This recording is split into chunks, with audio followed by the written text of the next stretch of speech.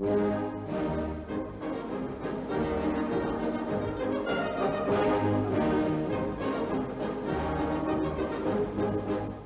ritual takes place annually. The place? Ataturk's mausoleum in Ankara. The date? October the 29th, the anniversary of the founding of the Turkish Republic in 1923.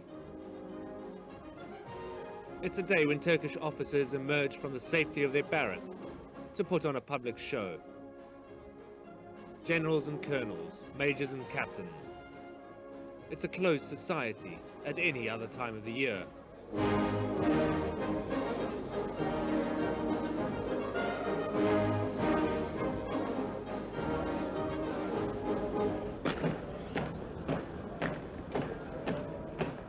And they are not alone. All the political bigwigs are in tow. President and Prime Minister, former Prime Ministers and other ministers. No one can make their excuses. Protocol is closely observed. The state occasion is a general's affair. President Demirel, who was twice deposed by the generals when he was Prime Minister, has the privilege of laying a wreath for the state's founder, Ataturk. This is followed by the national anthem.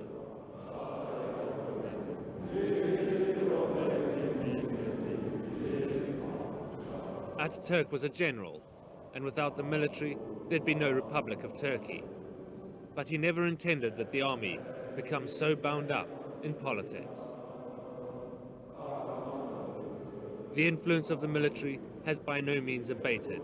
The blunt saying, Turkey is not a country with an army, but a Turkish army with its own country, rings true today more than ever.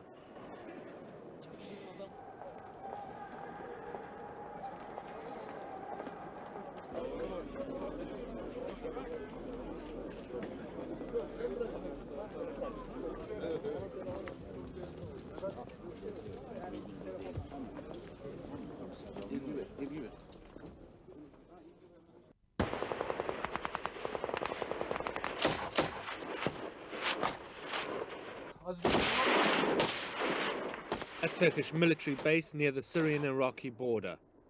Even in training, there is heavy shooting, and they reckon on an occasional loss. The point of the risky exercises is for soldiers to lose their fear of being in an emergency. The officer on duty laconically points out that the enemy doesn't shoot blanks.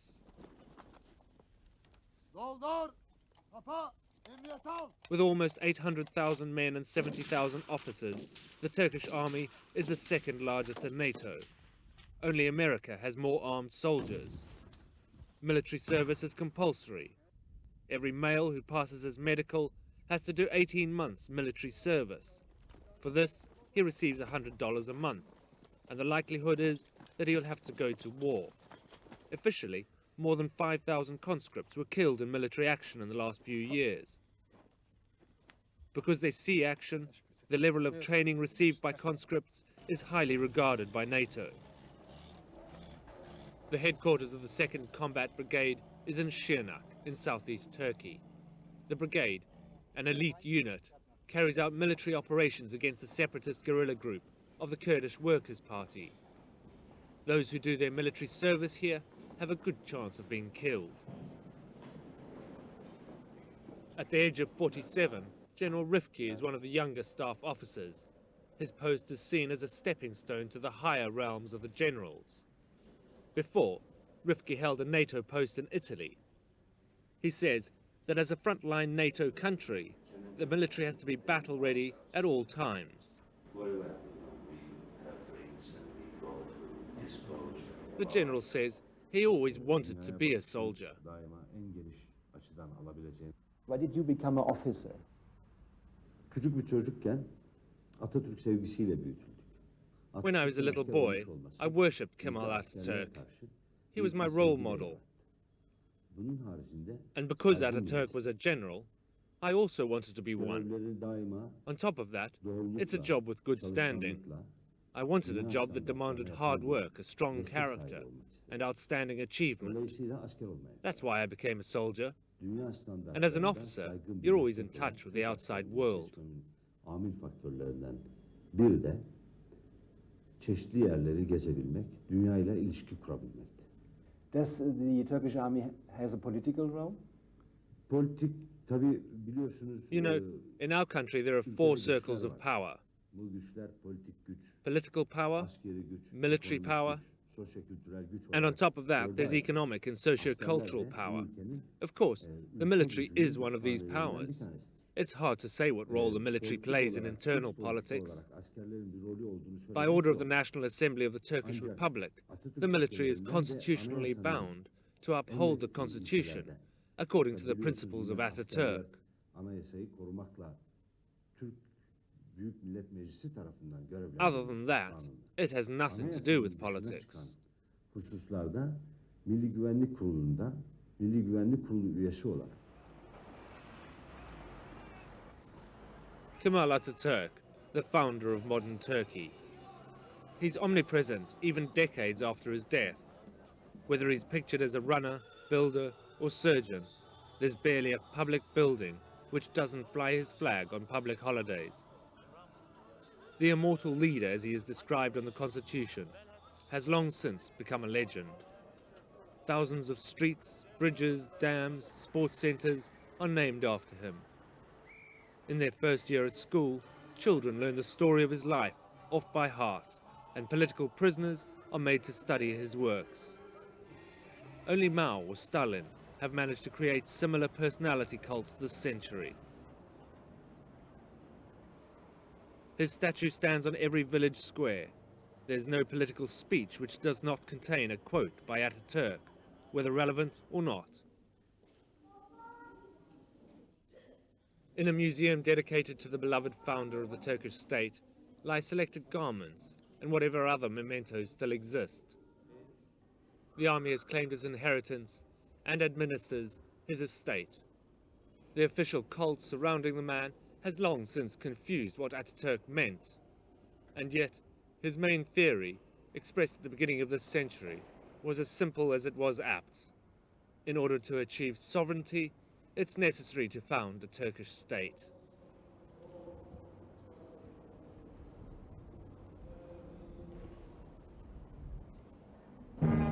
After the World War came final catastrophe. As with Allied warships in the Dardanelles... The Ottoman Empire, which fought alongside Germany in the First World War, also lost the war as the German Empire did. In 1920, the victorious Allies dictated the peace deal in the Treaty of Sèvres, and the Ottoman Sultan signed over his country to be carved up. Former World War General Mustafa Kemal. Ruthless, unscrupulous, brilliant. He was the one character in Turkey strong enough to rise above defeat. The general did away with the Treaty of Sèvres. He led the army against the Sultan and forced the Allies into the Lausanne Peace Treaty, which redefined Turkey's borders. On the 29th of October 1923, the Republic was proclaimed, with Mustafa Kemal as its first president. His new honorary title, Kemal Ataturk, the father of Turks. He catapulted Turkey from the Middle Ages into the 20th century, abolishing the Islamic calendar and Arabic script. From then on, the state and religion were separated, and Turkish nationalism became the official state doctrine. Ataturk died in 1938, aged 50, of cirrhosis of the liver. Ataturk, the political genius, had drunk himself to death.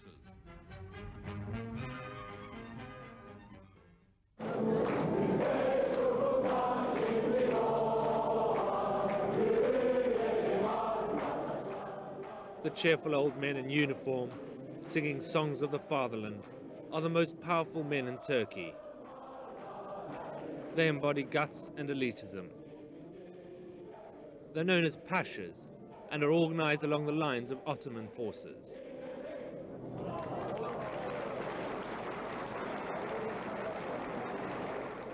"300 generals decide what happens and what doesn't happen in Turkey. The generals make their own decisions without the interference of parliament or government. They determine their own budget and tell the defense minister how things stand.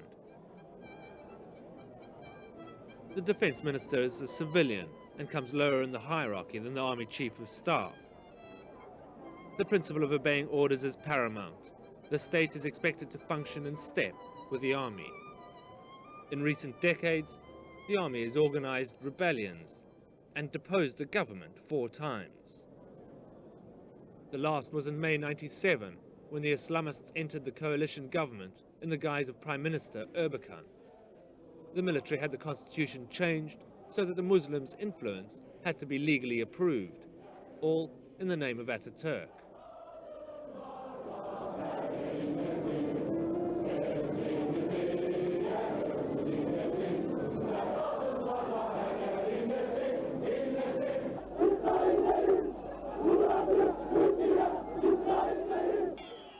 Thousands of Muslims have been holding regular protests in Ankara and Istanbul since the army ordered the closure of Quranic schools.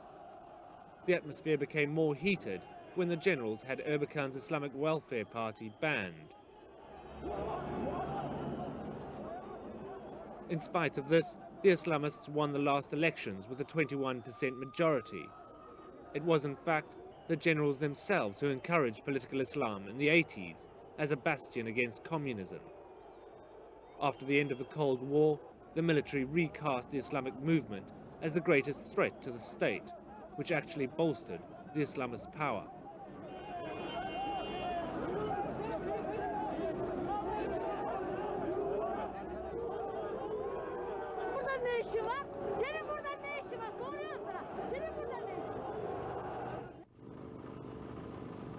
The Army Chief of Staff on his way to the Turkish National Security Council.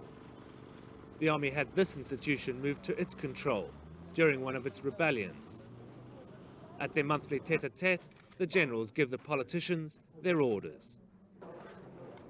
When Prime Minister Yilmaz publicly declared in March '98 that he'd not tasked the army to fight fundamentalism and that the generals should concern themselves with their own affairs, the response was prompt. The generals gave the Prime Minister a sharp dressing down. To quote, "Irrespective of their office, position and task, no one is entitled to give statements which could weaken the army's fight against religious reactionaries." The message was clear.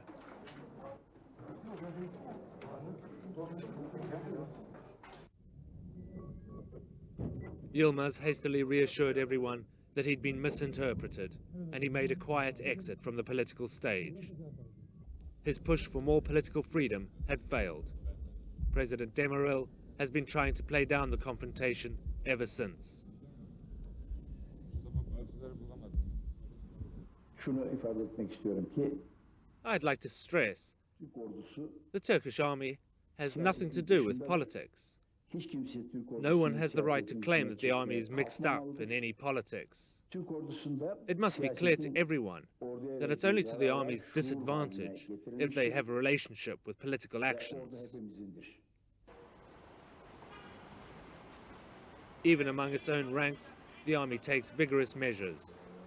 A separate military unit, the Western Working Group, works with the Secret Service to keep the officers under surveillance. The army dismissed hundreds of officers because of their political convictions. Kemal Sahin, General Staff Officer and Public Prosecutor, suffered this fate in the summer of 1998. Ayrılmadan önce, bir ay önce In the last 2 or 3 months before my dismissal, I was warned that my wife was wearing a headscarf. A month later, I told my superiors that my wife was prepared to give up her headscarf. But although my wife no longer covered her head, I was still sacked. Gerçek nedenler bunlar yani. So were you a bad officer? Verilen görevlerde en iyi şekilde Throughout the yapmaya 15 years of çalışıyorum. my Çok career, kanıtı var tabii. during Ben, my whole son period of kurmay service, olduktan sonra I never özellikle once had to justify görev myself. yaptığım kıtalarda I didn't bana, receive a single reprimand. takdirnameleri, On the contrary, böyle I was sunuyorum. emphatically Mesela praised. verebilirim, örnek Especially veriyorum. after I became staff officer, I received many good reports. Bir de cicili bicili kağıtlara For example, böyle. here the commander of our brigade shows his acknowledgement. Bu Tugay komutanımızın beni He says I completed my task successfully tebrik and that my conduct takdirnamesi. was exemplary. Bunun gibi işte bir başkası All of my yine achievements birinci amiri. and all of my court records were examined by army inspectors and judges. They found them to be correct. Jandarma Genel Komutanı'nın bana bu görevi çok iyi yaptığıma dair gönderdiği takdirname. Yani denetlendim. It's not possible to fight the decision in court. Kamal has been looking for work for weeks. Anyone fired by the army struggles to find a job in the free market. Ben 3 sene mahkemelerde, yani bizim normal askerlerin birinci sınıf mahkemeleri vardır, disiplin mahkemeleri. Gaining acceptance in the Istanbul power structure can open the door to a dazzling military career. In military schools like this one, half of all future officers are set on the right path. The official motto is discipline, education, knowledge.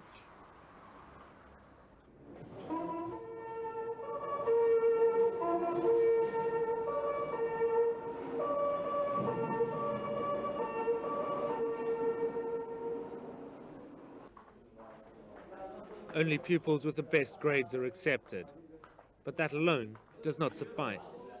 Their family background also has to be right. What do their parents do for a living? Are their relatives politically active? Any offences known to the court?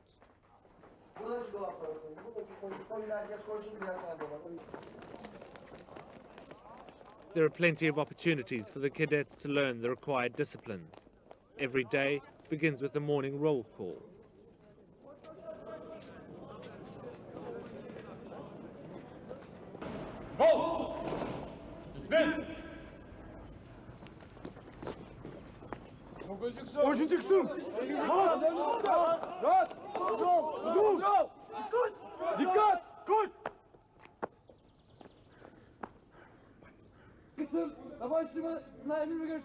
The senior soldier of the barrack room reports on whether there have been any unusual events during the night, whether anyone is ill.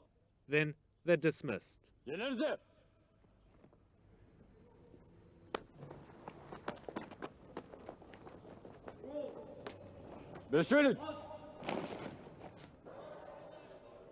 The army has its own school books, its own curriculum, and its own teachers. There is no Ministry of Education to dictate what is taught here. Everything is an army matter.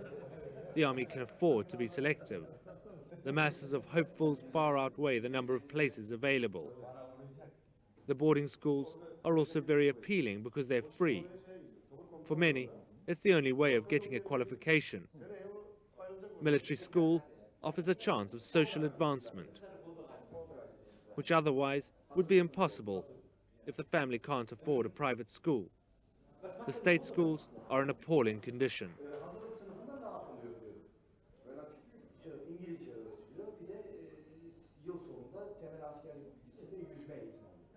Military school fees only have to be paid if a cadet drops out, and there are not many of those, as this Red Cross shows.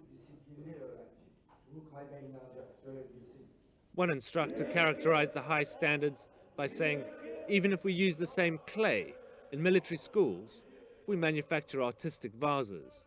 Civilian schools only produce cheap cups. A crew of over 2,000 men has been handpicked for duty on a ship rumored to be unsinkable.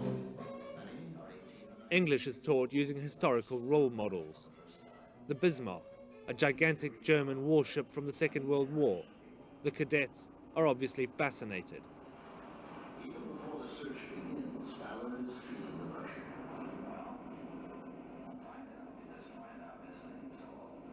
I mean, what can be monumental? What does it mean? You know, monument?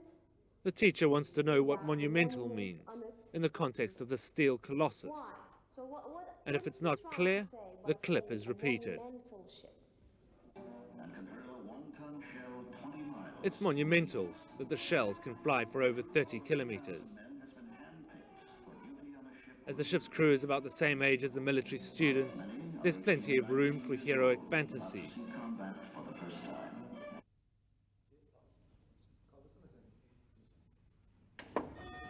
The head of the school is personally in charge of the catering.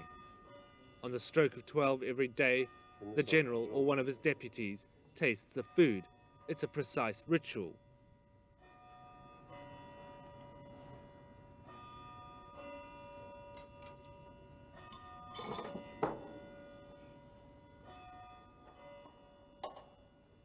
Then a portion of the food is frozen for 24 hours in case of any complaints.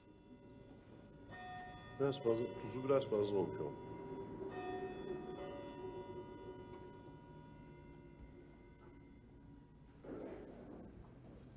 If you complete military grammar school, you usually go on to military college. Whether for the Air Force, the Marines or the Army, the principles of training are the same. Drills, achievement, inspections and competition. And the awareness that being an officer is something special.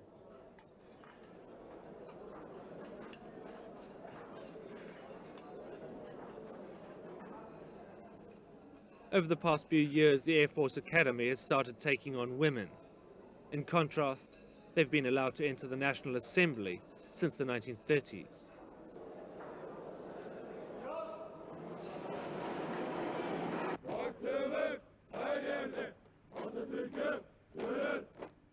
With Ataturk's words on their lips, they march from lunch to lessons. The military colleges are lavishly equipped. Only one or two private universities in Turkey could possibly compete with them.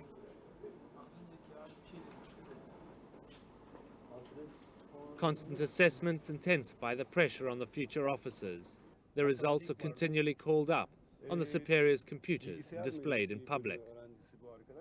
But in spite of the stress, the certainty of belonging to the country's elite fosters self-confidence and a sense of purpose.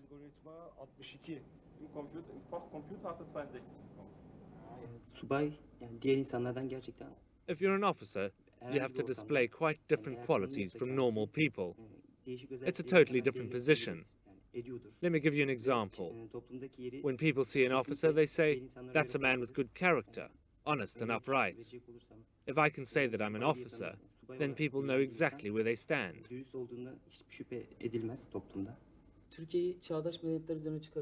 The difference between us and civilians is simple. They only pursue their own interests, not those of the country. Everything they do is just for themselves. If they want to be a teacher or a doctor, then they go and train to be one. But as officers, we take care of people. As officers, we want to help our country, not ourselves. Our training is in leadership.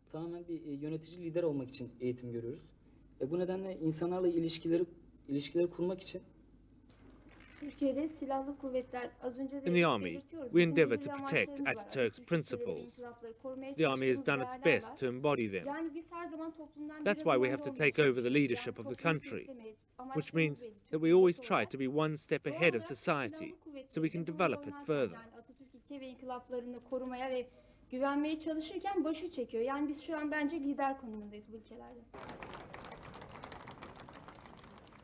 August the 30th. The highlight in every Turkish officer cadet's life. The president personally issues licenses along with the chief of staff, a foundation stone for their future careers.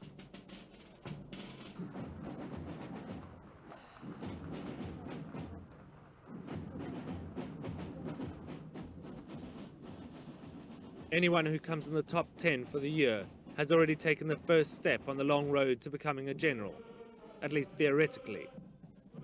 Anyone who wants to become a staff officer needs to be in the top third.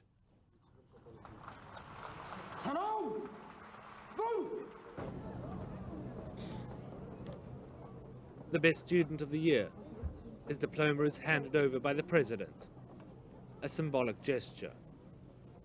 The officers who want to be generals or staff officers, and therefore the most powerful men in the state, are chosen by the generals alone, not by civilian politicians. And not by the president.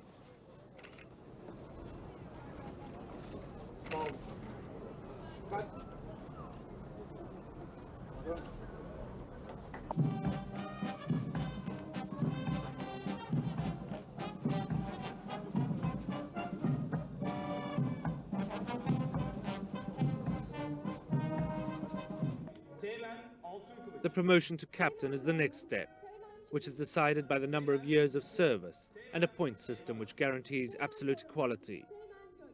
Until then, the officers have to prove in practice what the last 8 years' hard training was all about.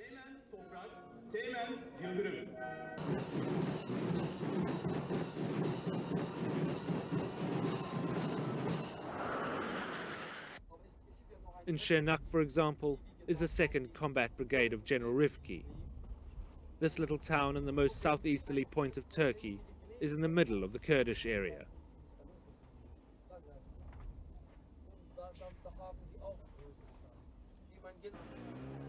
The sign reads, "How happy I am to call myself a Turk." It's written everywhere here and is designed to help the Kurds forget their ethnic roots. Until 1992, heavy fighting raged here between the Kurdish PKK guerrillas and the army. Now the Turkish units have the situation under control. Kurdish separatists are now based in the nearby mountains between Syria and Iraq. I don't have an exact figure of how many terrorists are in operation there. I estimate there are about 300 in this region. We can't assume that they'll stay for good. They're always on the move. They disappear to northern Iraq for a while, then come back again. But we'll keep on doing our job until we've completely cleansed the area. Before a military operation, the general harks back to an Islamic custom of having a castrated ram slaughtered for his religious soldiers. While the soldiers prepare for battle, one of them sings a traditional war song.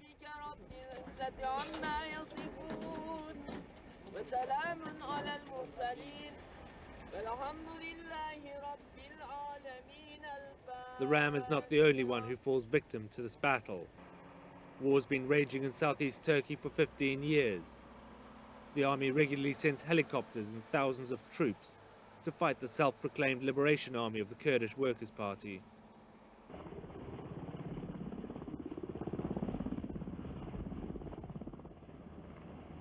The PKK wants to establish its own Kurdish state in Turkish territory. It was the decision of the Chief of Staff to let the war play out in its full bitterness, and the army proved its power.